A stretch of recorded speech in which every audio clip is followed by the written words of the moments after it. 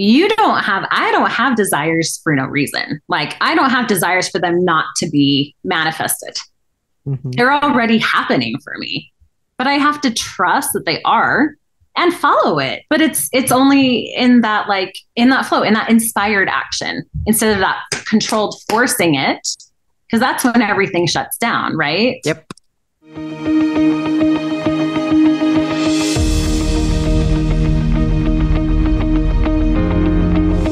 Hello and welcome to the Studio Takeover podcast. I am Kat Ford Coates. Today, I am here with none other than Emily of Emily Pearl Photography. Emily, welcome.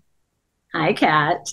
So why don't you actually start by telling us where you are, what you do, what you love? I am located in Utah, very near Salt Lake, and my new studio is actually literally downtown from Salt Lake.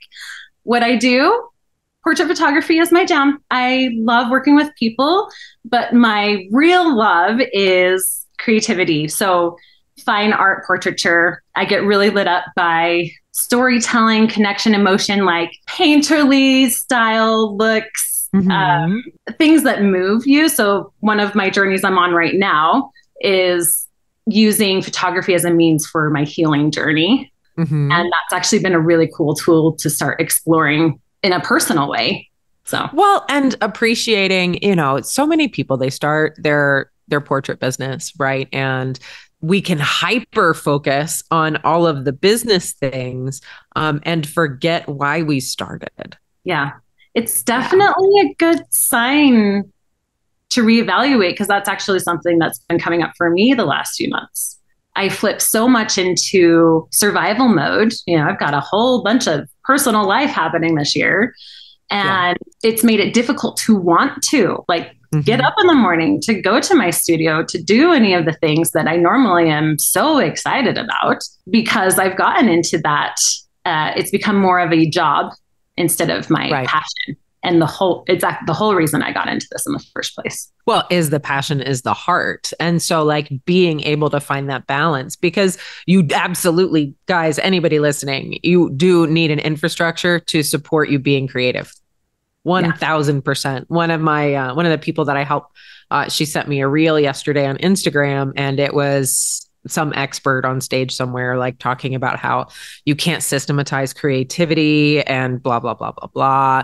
And I was like, that's a load of bullshit. It's not only about breaking down the recipe of creativity, but it's also about creating a system that gives you the space and the time that you need to be creative with everybody in your process, and also have that system in place to support the sales you need to generate to feed revenue to your business. Yeah, it's been very clarifying to realize how important that key of creating the structure is. Why it's kind of the feminine masculine idea, right? The masculine, we all have both.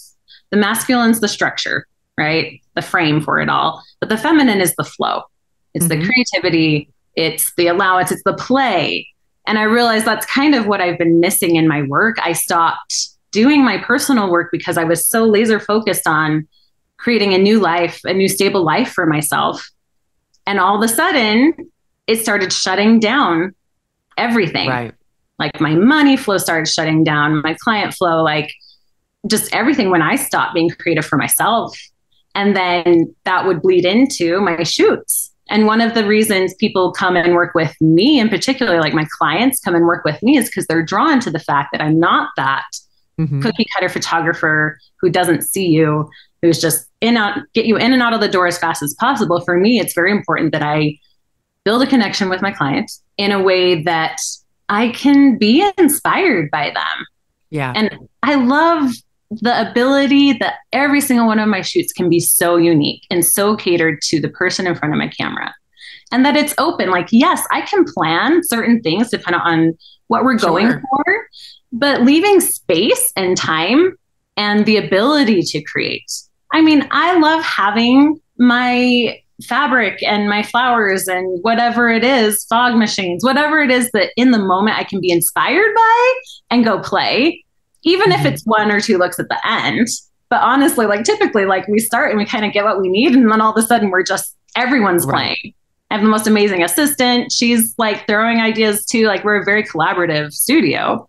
and it makes it really fun. But if I'm so focused on like sell, sell, sell, I need this, getting stinky with my money, shutting down the only important things in life is like, I got in this interesting place where I felt really guilty if I wasn't being productive. Oh, so, yeah. And it got to the point where I wasn't sleeping because I wasn't being productive. I got into this weird, it's a very limiting space. mm-hmm. Sounds like it. Yeah. And it was just interesting to not realize I was in it for a while until it got so bad. It does get bad because there's so much judgment that comes up. And when you're in that space of being a solopreneur, you're the accountant, you're the marketer, you're the artist, you're the salesman, you're the all in the everything, right? When you're in a space and you are like trying to prioritize where you put your time and energy, when you don't meet those goals, you sort of forget that rest is also productive. And there's a lot of judgment and shame that comes up when you don't meet the expectations you know that the others that are around you hold for you. Oh, that's so true. I'll admit, I know other people have kids that are photographers and they are incredibly successful. But sometimes I get jealous. Isn't that an interesting piece? I feel like my journey as a photographer has just been a huge crash course in therapy. Oh, one of the things, like all these things that come up that I'm like, why am I allowing this to hold me back versus support me or empower you, push me forward? You're looking at other people with kids who are like on the surface successful in their businesses, right? But that's like saying, well, so-and-so only charges this much. And you're like, well, I can't actually speak to the success that they're experiencing because you don't know behind the curtain. And that's not to say that people with kids can't be successful. That is not my point at all. My point is like, comparison is the thief of joy. And, you've been through quite a lot of just uprooting in your life just in the last year. Yeah. And so in starting over and managing those relationships that have been in your life for 20 years are now transforming also. And your business is transforming, it's moving, and you're finding like it's not all in place at once. It's pretty easy to look across the yard and see somebody else who's got what you want and kind of feel some envy for that. Us humans are very interesting creatures, huh? Oh, aren't we? God, we're a bucket of fun, that's for sure. Okay, so now you have like in the transitory space, right? Like you've moved studios, and you have really been working on infrastructure and your mindset too. Like I know you came in for takeover, like with the shift workshop, and we're really like, no, I need to shift, and like that seems to have given you like some success and momentum. And now like, okay, I'm starting to see people again and la, la, la. Where does creativity fall in that mix?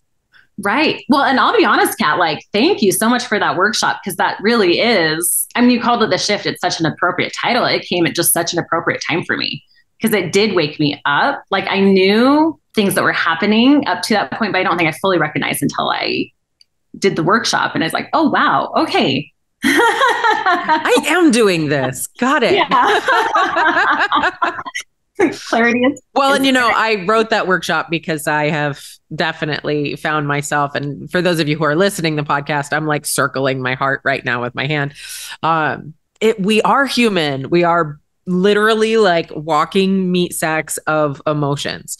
And it can be really easy to kind of get tied up in that. But when you allow yourself to experience what it is that you want for yourself, because you were so hyper focused on, oh my God, I've got to make some money. Like the creativity kind of went over here because we doubt ourselves, right? And then when did you allow like, no, I need this for me? It's when I started to allow myself to rest and play again. When I started to prioritize getting some sleep, taking time away with my kids without guilt attached. It was, it's important to recognize that and to purposely create space in your calendar to do those things for you. Self-care, like that was a huge piece, was realizing that rest is productive. And I would argue the most productive thing you can do, because that's what allows you to be inspired, to get creative, to even want to be creative. And, you know, and so now I've prioritized building in some time to work on my own projects, even if I have deadlines that I'm needing to meet. Like, it's okay. I'm not up till 3 a.m. every morning. It's okay to rest, or it's okay to flip the switch, like have some office hours, time that you are maybe working on business, and then you shut it down and go home. And if you get excited to work on something creative, then that's great. Go do that, or purposely set aside time at your studio. Self-portraits are huge. I love watching your example of self-portraiture. Oh, thank you. That's what made me want to start to play. And I'm really proud of, I've only done one self-portrait session I really loved. I mean, I got a silver for it last. That's terrific. So that was cool to experience, but it made me realize that, like, hey, like, I don't even necessarily have to go get a model, have this fleshed out concept. Like, it's okay to just go and like to explore what happens. Yeah. Yeah. Well, because here's what happens when you do allow yourself to explore and create. When people are in business, especially like once they've found some success on the sales side, they can kind of look at different avenues in which to get people in the door, right? Are we offering them a dollar value? Are we just having them in for free because we want to play? Like, and you can approach it a couple of different ways. But the whole purpose of that exploration, right, that you found, right? Like, okay, I only have one self-portrait session that I actually liked, but I also submitted it for awards and got a silver. Like, the other 27 that maybe you didn't like, right? Like, they got you to that space. Yes. Exactly. Because I was able to tweak as you go and see what's working, what's not, and even taking it to an extreme of like, oh, that's different. I didn't think that would happen. And I might not even like it, but what if I keep playing with it? Mm-hmm. And maybe it can even morph. That just triggers a thought of when I went back to school to learn studio lighting. Graduated 6 years ago. And I remember we had an assignment in one of my classes that we had to find an artist that almost rubbed us wrong, a photographer that we didn't like their work. And then emulate it in our own shoot. And it was, that was my favorite. I can't even remember the photographer. I feel bad. I'll have to go look it up. But there's a gentleman, I believe he's in the UK, but he would do a lot of nudes of himself, but in extremely unflattering ways. Like, it was almost a body exploration, if you will. And like, he always was like contorting himself in weird ways. And it just, at the time, I was extremely religious, we'll put it that way. So it triggered me that way, nudity. It wasn't pretty. I really liked pretty. Gotcha. Gotcha. And I just had so kids, it's breaking all of these like beauty standards. And it made me realize that like I wasn't comfortable with my own body. Like, it was really cool. So I did portraits of my stomach. I've had 3 babies. I've lost 4. Like, I've been pregnant 7 times, you know? So like, I realized I didn't hold love for my body. And it led to my entire senior project of, I was photographing women in postpartum. It, like, the teacher's like, that's never happened before, that someone's taken an artist that they didn't like and ended up loving them and ended up creating a whole project that they got passionate about because it led to some new thoughts and exploration. I can feel that over here, Emily. Oh, that's exciting. But that is actually an interesting point to bring up, that sometimes the things that maybe rub us wrong, it's just because maybe there's something there for us, at the least to explore, to heal, but possibly for your use.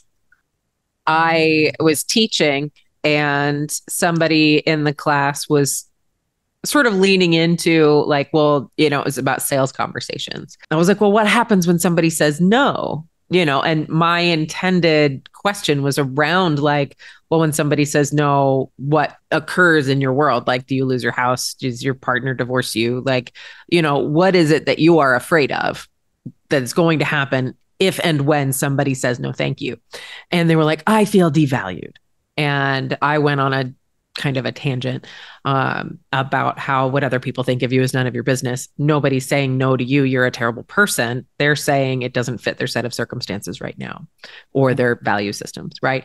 And was talking about this with my associate photographer. And they were like, I went to this therapist when I was a teen, and because I kept yelling about like, emotions are not facts. It's not truth, and they said emotions are not facts. They're not truth. However, they are sort of a flashlight for you to look at the truth that you're avoiding.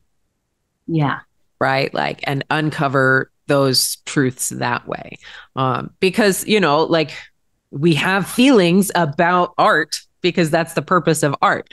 And when you come to it and you're like, I don't like this guy's work, I'm going to now take that as an influence to create this body of work. And now all of a sudden I am super excited and empowered by this body of work and how it's allowed me to feel.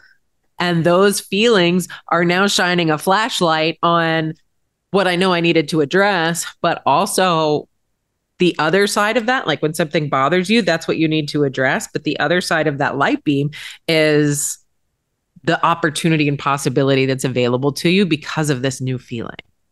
Yeah.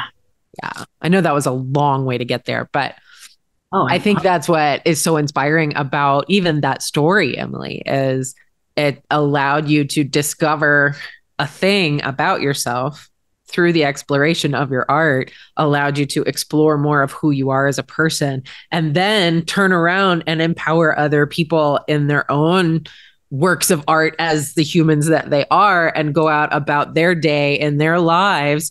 And it's changed because of it. Every single person that you photographed is forever changed because of your influence for them. Right. Oh, that's huge. Because it has completely influenced my work the last 6 years. Mm-hmm. The exploration and play, I think, is probably one of the most exciting parts for me personally. But I think it can also be the most limiting when you're trying to create it within a structure. Like we talked to, you've got several images in multiple awards platforms that there is a recipe to creativity. Right. There is like, okay, styling and light choice and posing and direction and storytelling and color grading and all of these components. If I'm not careful, I will fall only to that recipe. And then I get really bored really quickly. Right. Because it works, but that doesn't mean it lights you up. And part of that exploration allowance, just to kind of tie it back in with that emotions idea, it is important. And I'm so grateful society is like raising up and shifting to all of these ideas of not shutting down emotion, even when it's uncomfortable, but especially when it's uncomfortable. Exactly. Oh, Kat. Yes. Especially when it's uncomfortable, because when you can sit with it and maybe find out where it's coming from, it's actually another path to creativity. Because it ties back in what I was saying, like me working on my own personal healing images, concepts in my work, because I was bored with my own work. It's like, it's not deep enough. It's not saying what I want it to say in a way that people are noticing. I want it to be more. I'm like, I'm so bored. And I keep like all my mentors, I work with everyone, they're giving me all the ideas, all the suggestions and things. And ultimately it's your own journey with it. But that exploration of like, oh, this is really uncomfortable. Okay, well, maybe that attaches to this feeling. So I've got a whole cage series I'm working on, right? And the thing is, the key is me. The key's around my own neck. I caged myself. I willingly walked into all the cages I'm in, right? Sure. Because they felt safe. And that's what I knew. And the reality is like understanding that I can free myself. I get to create my life. I get to have as much support as I want. I got the coolest dream inspiration when you're half asleep and you get the delicious. Oh, like the lucid, Yeah. Oh, wonderful.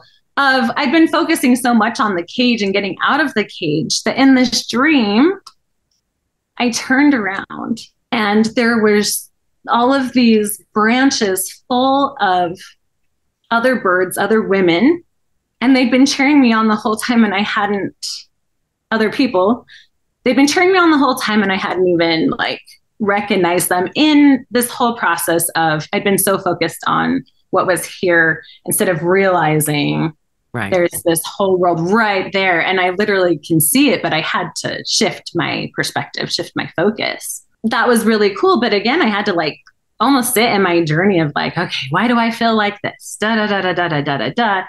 For the universe, whatever, to open me up to like other possibilities. Yeah. And that can translate back into work, because the reason that's why art is important, right? It connects us with each other. Yes, the maker, right, is communicating something, but they aren't there to speak the words to you, right? So it's purely on your own perception of what is being shown to you. And, a lot of people are like, the saying, when you judge somebody else, really, you're just judging yourself, is true. But I think that is sort of the epitome of the receipt of art. Because it really is through your own eyes and your own experiences. What do you take from this? Which is why when we are creating art, whether it's for awards or our own personal healing journey, or just simply for the sake of making the thing, and we're focused on what do we want it to say, like how do we evolve those skill sets, so that communication is so wildly like boom, like think like Charmed vanquishing somebody, right? Like you are getting this, and it's beautiful and it's evocative and it makes you feel something and it tells a story. And then you start to really get into motion, because that becomes so addictive to be able to create in another language, because that's really what art is another language. Exactly. Well, and I loved your word that art is evocative.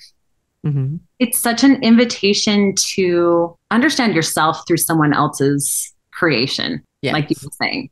I know art is subjective, all of the things, but most of the time, if like you actually can spend time with an image, my favorite art is when something that's not just like shouting it in your face, right? This is Yes. what I want you to feel, and this is what I'm saying. Like that's almost against the point for me. Like I love when you have to sit with an image before you realize like, oh, look at that. Like, oh, and it unfolds, right? Yes. Ooh, that's a delicious word. Unfolding.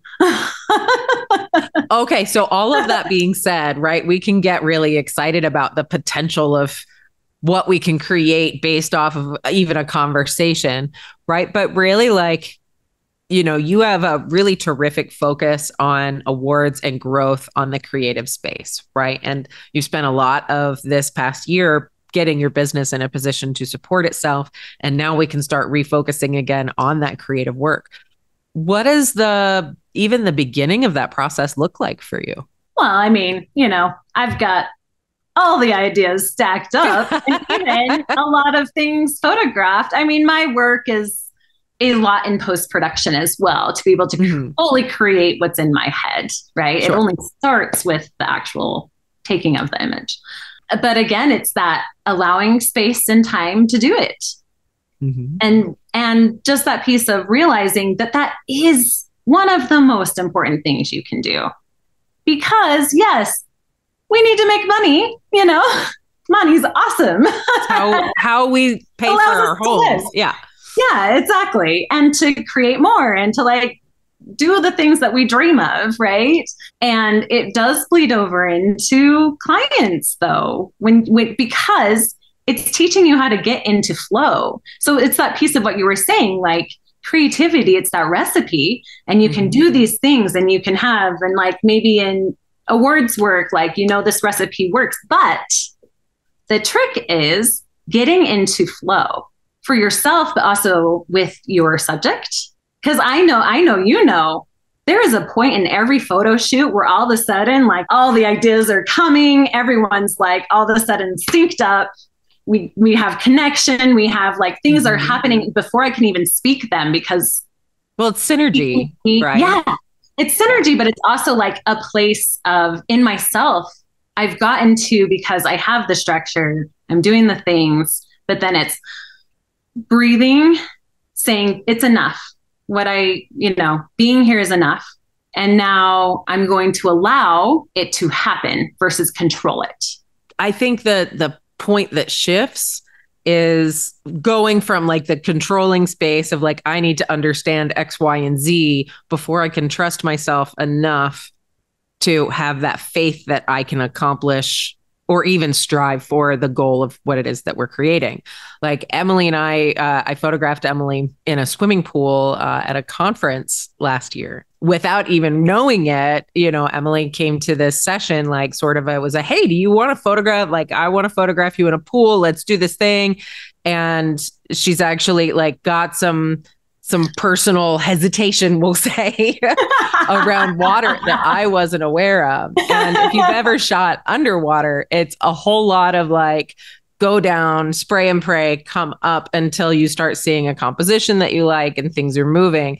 And Emily, you came to that session like just like balls to the wall, like let's go. But there was a point where we did find a synergy, and it was like, okay, and go under and shoot and move, and we got some really incredible images that I just adore.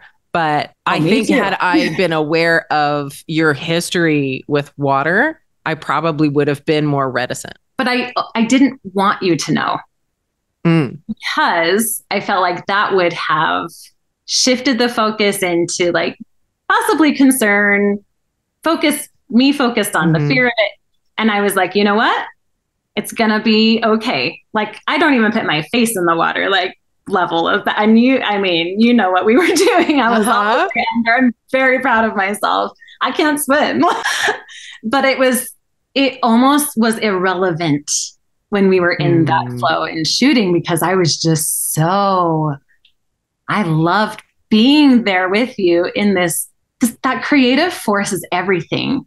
Like that is my driving force. And it was wonderful to be able to be the subject of something so just open and inspired, and let's see what happens, because you had the vision of what you wanted it to be, but you don't know what it ends up being. No.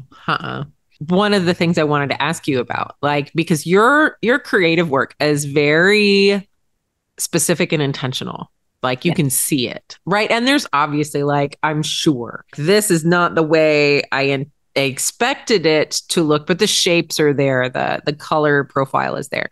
For me, it's often the opposite. Like I have an idea of a color grade maybe, but I know what I want it to feel like when I see it, but I don't necessarily see it until it's in front of me.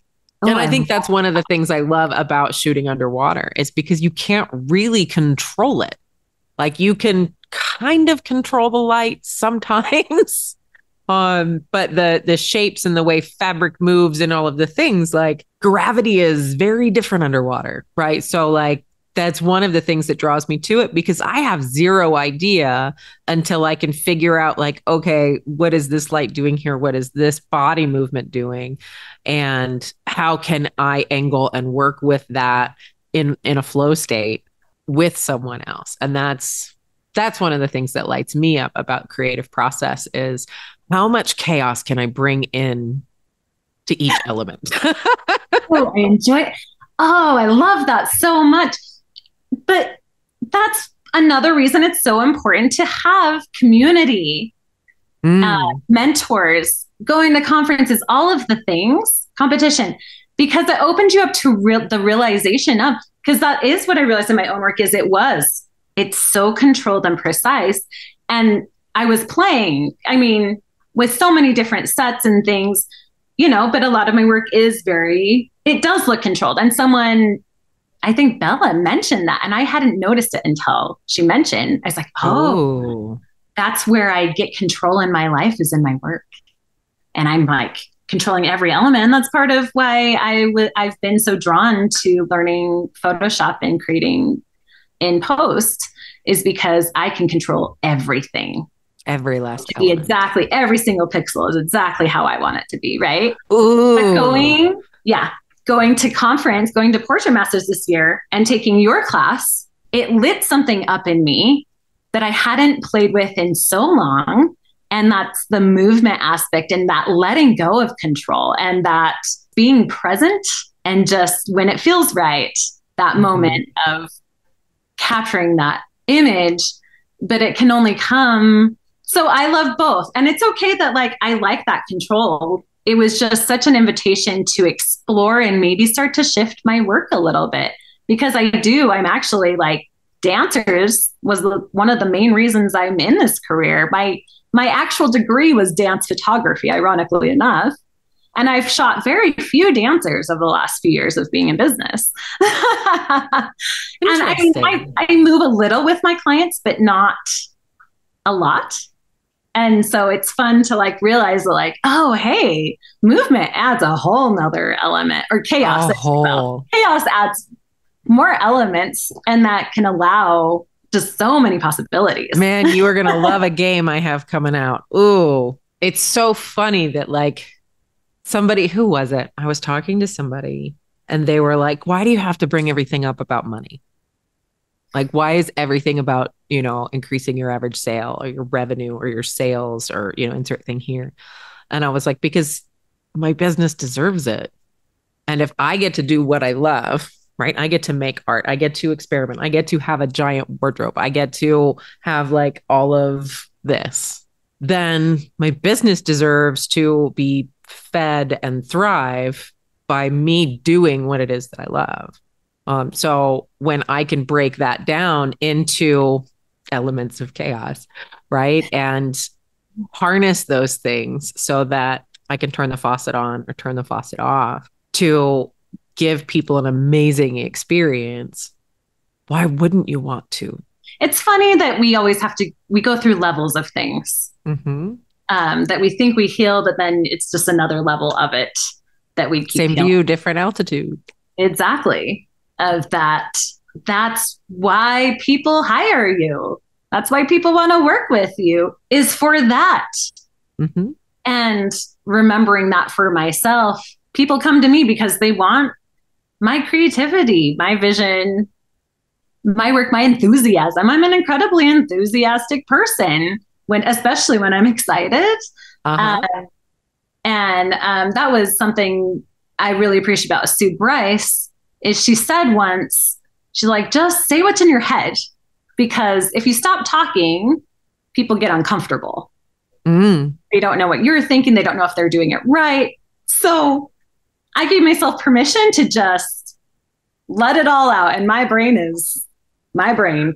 And like, if people don't like that, they're not going to work with me, and that's okay. They're not my client. But the people that love that, they're drawn to me. That's how I create my work, is because that's how I am in flow typically. Well, it's magnetic, right? That enthusiasm. Speaking of Sue Bryce, she gave a talk. I forget which one it was. And she was talking about the etymology of the word enthusiasm. And enthusiasm is, the Latin root is Enthios, which is to be filled with a god or godlike energy. Ooh. Yeah. And so you come with the enthusiasm of a god in what you do and what you create and how you serve. Like, people are immediately magnetized to it. And I kept going because everybody was talking about how passionate they are about their work and they just want to get paid and they're so passionate.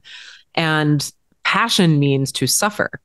So you will rarely ever hear me use the word passion in a way of where I describe my work. I am not willing to suffer for my work.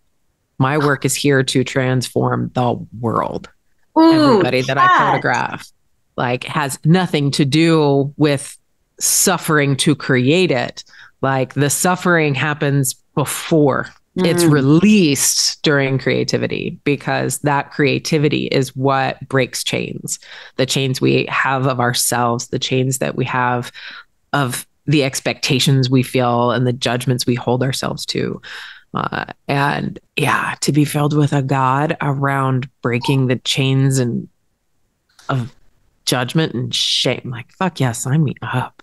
Oh my God. It's perfect. Like if you think about, say, world creation, if you come at it from like a theological standpoint, and just that concept of, can you imagine a God creating a world or Aslan and Narnia or whatever it is, and they're bored and they're stressed and it wouldn't work. Mm-mm. You have to be lit up because that's where your power is. No, that's where your love is. Oh, I like that even more. Yes. That's why when we're in the world of the rat race and in the cubicle and doing all of the things that everybody else told us we should do, and then you realize you're 45 and you hit that wall and you're like, what the fuck is going on? I hate this life. Yeah. We weren't meant to live lives that we hate and survive. Like that whole piece of time freedom and money freedom. What would you do if you had unlimited time and money? I hope it's what you're already doing. You know, and then there is keys of like, you are led, like, I mean, you're fucking led. Like everything that you just said of, you changed the world by just being who you are and like allowing yourself to tap into that love. Ooh, there's the title of this episode. Tap into love. But it is a guide, right? I mean, I've always had the desire to travel, right? My family didn't travel. Always in me, I was always fascinated by the world.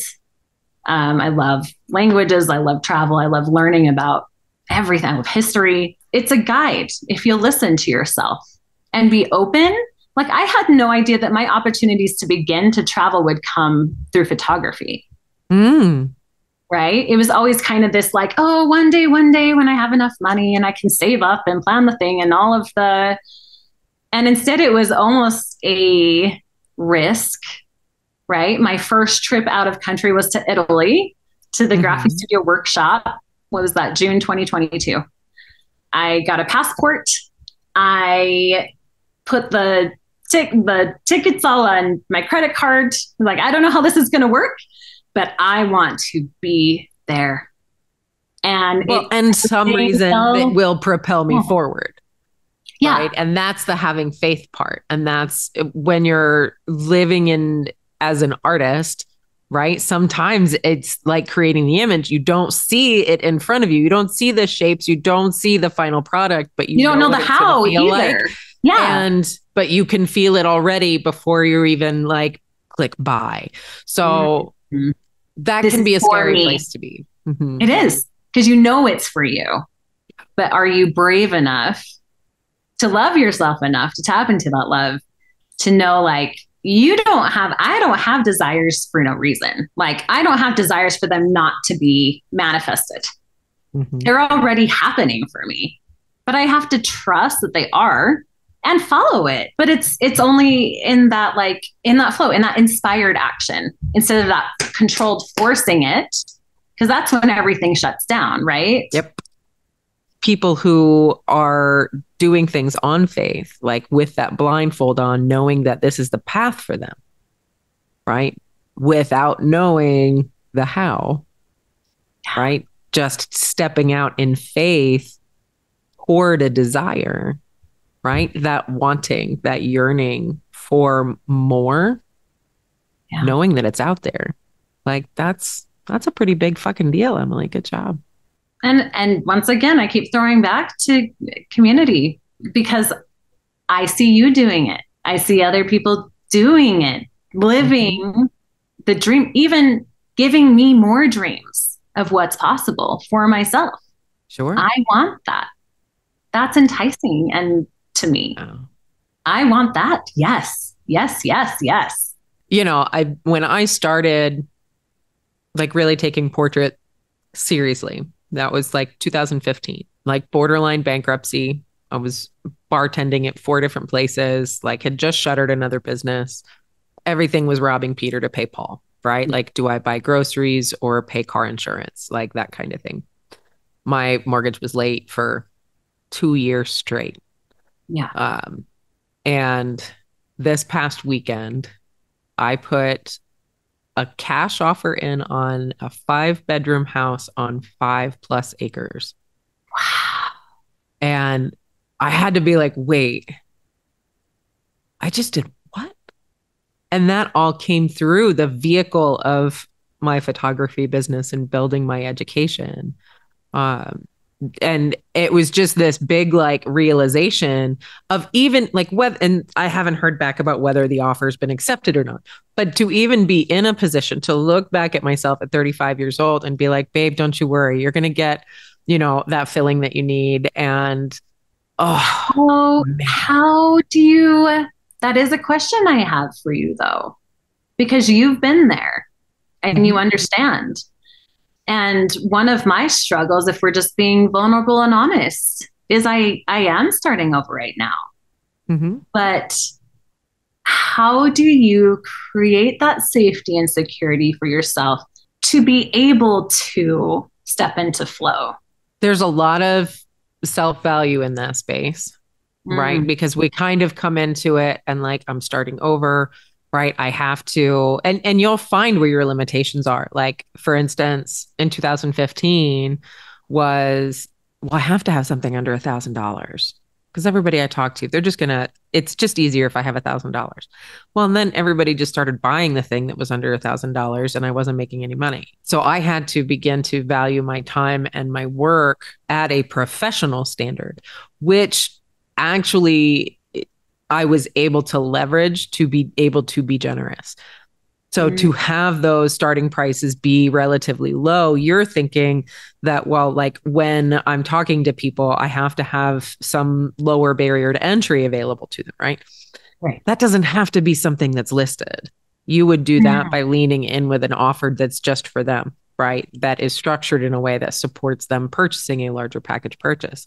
But that means that you have to value it so that you can say words like $5,000 out loud and not choke when you say it. right. And then if there's somebody you really want to work with, and instead of fire sailing it for, you know, 50% off, it's, I would love to have you in the studio. And you know what? Like, I would be Mm, happy to even offer you $1,500 toward your session with me to allow me to photograph you. Right now, I've created a value marker, right? yeah. And I've communicated that value so they know off the top, like she's given me $1,500. Because it's an invitation. You're not in a Mhm. space of desperation at Right. all. That's Words. what it Yeah. is an invitation. Yeah. And as you grow in your craft and you network more and more, you realize when it's structured that way, it's not desperation. Even if you're in a space of like, oh my God, I don't have any money in the studio. I need to get some people in the studio. What do I offer them? Right. It's still coming from a place that I put a value on my work and I wholeheartedly abide by it. I would love to gift that to you. So the value that you're putting on it is actually the value in hand, in cash. Would I give this person this much money right now to photograph them? Right. It turns into like a way to gamify things when you understand the structures of how you value your work and what you do. And I think that allows people to really lean into their confidence and their conviction about what they do because now they know there's something to honor and stand by instead of it just being, it's my business. It's okay if you don't want to pay me. I hope you do. Right. Nay, nay, Fluffy. Pulling Like your someone here business is separate. $1,500 just to come be photographed by this incredible artist. They're like, wait, what? And it immediately shifts whatever perception they had Yep. of turning it into this is valuable. Because everything you do in marketing and conversation and how you talk to people is all communicating value. Yeah. Sometimes positive, sometimes in the negative. Right. But when you build your sales language around the positive value and how you sell your work and how you create, Yeah. people around you can't help but be magnetized to you. So then it's really just about following the numbers. How many people did I talk to this week? Where are my sales coming from? Where are those inquiries coming from? How can I crank that faucet up? Yeah. If I look and I say the next 2 months are kind of quiet, then turn it on. And you're just showing But that's a whole other conversation. Right. No. And to just finish that you literally change the way people see themselves. Like the images you took of me in the pool, the water images are, they're going to be like one of the most cherished physical things that represent my life in this time, because it embodies so much to me.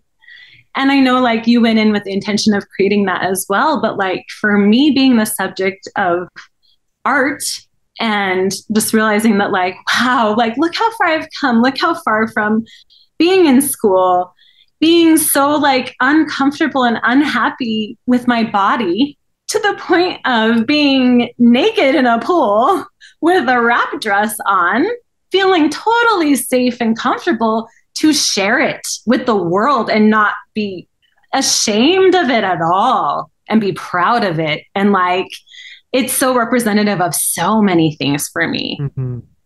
It's embodied this whole period of my life, of this huge transformation. I think it's just that shifting mindset piece. And you talk about this a lot that I appreciate. And it's, it's rubbing off. We're getting there. I'm realizing that like, I'm not begging you to come work with me. We're creating something that that you need, honestly. Like if you're being called to this, you need it for some reason. Mm-hmm. Like it's so much. Even if you don't tell me what. Exactly. See, that's the beauty of it. Even if you don't share with your photographer that you need anything or you're trying to heal through. You might not even know. You may not even know until you're in the moment and that imagery comes to the proverbial surface. Because you're creating as well. Like, it's interesting as a photographer, as an artist, especially with clients, I have to meet them where they are and invite them to open up, to rise, to shift. It's all an invitation. But ultimately, they're deciding the experience that they have. It's the perception of anything in our lives, right? Is through our lived experience. But I can say with certainty and with conviction, I know the impact my work has because I have experienced that impact and the transformation that they walk through for thousands of people. Yeah. And that's not to say that everybody walks out of the studio and is like brand new person, right? But there is a level of confidence that shifts in somebody that allows them to leave here and make a different choice than they would have made before they walked in. And that's the butterfly effect. Every single person walks out here and models for their kids a little bit differently, or asks for the raise, or starts the business because of the confidence they received and grew into in working with me. And now they have tangible evidence that that confident version of them exists in a portrait. That's why it speaks to them and continues to speak to them and continues to affect their life. Ooh, Emily, we should create a series, just a conversation where you and I just talk about emotions and art. Yes. I am so on board with that. Awesome. Well, Emily, tell the audience where people can find you. Emily Pearl Photography on all the platforms. All one word, Pearl the Gem. That's my middle name. That's why you see me. I confuse people sometimes. All right, love. Thank you so much for being here. And guys, definitely give Emily a follow, send her some love, and definitely check out her work. It will blow you away. Thank you so much.